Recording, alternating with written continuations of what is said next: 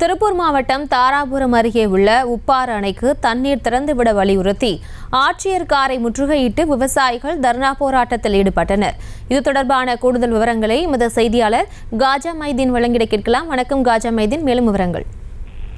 வணக்கம் பிரியங்கா. திருப்பூர் மாவட்டம் தாராபுரத்தை அடுத்துள்ளது உப்பாறு அணை. இந்த உப்பாறு அணைக்கு விவசாயிகள் தண்ணீர் திறந்துவிடக் கோரி பல்வேறு கட்ட போராட்டங்கள் நடத்தி வந்தன. அதில் 4 கட்டங்களாக மாவட்ட ஆட்சித்தலைவர் கிறிஸ்துராஜ் பேச்சுவார்த்தைக்கு அழைத்து விவசாயிகளிடம் முறையாக பேசவில்லை. இதையடுத்து திருப்பூர் மாவட்டம் தாராபுரத்தில் இன்று தனியார் திருமண மண்டபத்தில்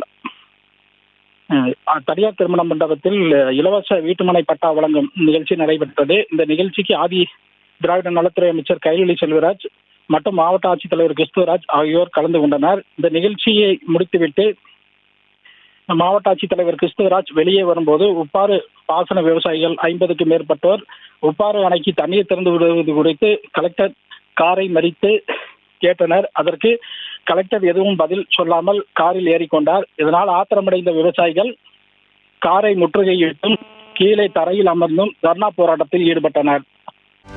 செய்திகளை உடனுக்குடனும் துல்லியமாகவும் தெரிந்து கொள்ள சப்ஸ்கிரைப் பண்ணுங்க.